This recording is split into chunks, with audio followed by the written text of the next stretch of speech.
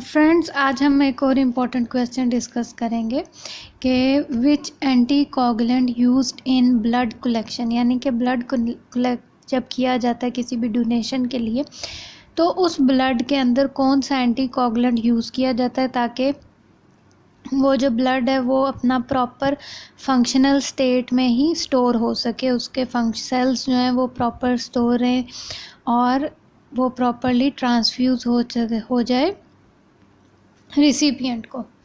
तो अब जो एंटीकोगुलेंट सॉल्यूशन जो हम यूज़ करते हैं ब्लड कलेक्शन बैग्स में, उसको हम बोलते हैं CPDA। C से बनता है सिट्रेट, P से फॉस्फेट, D से डेक्सट्रोज और A से एडेनिन। तो citrate, phosphate, dextrose, adenine anticoagulant जो है ये यूज़ होता है इन ब्लड कलेक्शन। ये बहुत ही इंपॉर्टेंट क्वेश्चन है। ये ना सिर्फ आपके एग्ज़ाम्स में आता है, ना बल्कि आपके वाइवा में आता है। अगर आप किसी जगह जॉब इंटरव्यू देने जा रहे हैं उसमें ये पूछा जाता है। तो इस वजह से आपको ये जो है लाजमी याद रखें कि एंटीकोगुलेंट जो यूज़ होगा वो होगा CPDA, citrate, phosphate, dextrose, adenine. और ये जो ब्लड कलेक्शन बैग्स होते हैं इनमें कितनी मिकदार में ये मौजूद होता है, तो ये होता है तकरीबन 63 ml, जो कि इनफ होता है कि इंश्योर हो सके कि ब्लड सेल्स जो हैं वो अपना फंक्शन जो है वो प्रॉपर परफॉर्म करेंगे या ब्लड की स्टोरेज जो है वो सेफ़ रहेगी। और कितना ब्लड हम लोग कलेक्ट करते हैं, ऑलमोस्ट 450 ml जो है एक बैग में कलेक्ट किया जाता है। अब फॉर नॉलेज ये भी याद रखें कि जब ब्लड कलेक्ट हो जाता है डोनर से, तो उसके बाद इस बैग की जिसके अंदर CPDA मौजूद है, इसकी आप कह सकते हैं लाइफ कितने डेज़ होती है, तो उसकी हम कहेंगे 28 से 35 डेज़ तक हम इसको स्टोर कर सकते हैं। कितने टेम्परेचर पे? 2 से 8 डिग्री सेंटीग्रेड। यानी जब ब्लड कलेक्ट हो जाएगा तो 2 to 8 डिग्री सेंटीग्रेड 28 से 35 डेज़ तक हम जो है स्टोर कर सकते हैं। और दूसरा इम्पॉर्टेंट पॉइंट कि जब आपने अगर ब्लड कलेक्ट नहीं किया तो ब्लड बैग्स की स्टोरेज जो है वो होती है लेस देन 28 डिग्री सेंटीग्रेड, यानी कि रूम टेम्परेचर, और सनलाइट से जो है सेफ़ होना चाहिए।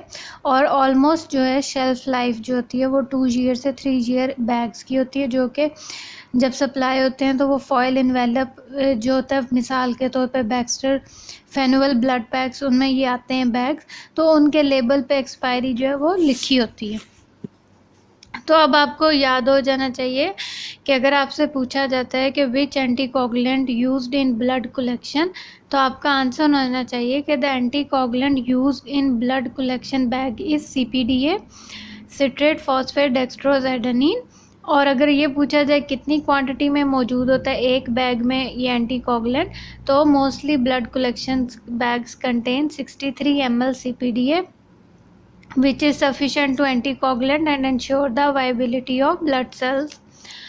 और दूसरा इम्पॉर्टेंट पॉइंट कि इन 450 ml एंड ब्लड स्टोरेज कितनी होगी, अब 35 to 40 days when blood is stored at 2 to 8 degree centigrade, और before use blood collection packs should be stored at below 28 degree centigrade out of direct sunlight and they have a shelf life of 2 years to 3 years.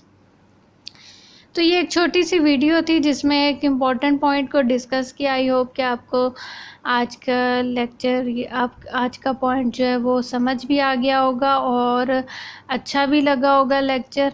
अगर आपको कोई भी topic समझना है तो comments में लिखिए और मैं ज़रूर ट्राई करूँगी कि एज सून एज़ पॉसिबल जो है लेक्चर को मैं प्रिपेयर कर सकूँ। फिर मिलेंगे एक नए लेक्चर के साथ, तब तक अपना बहुत ख्याल रखिए। Thank you so much.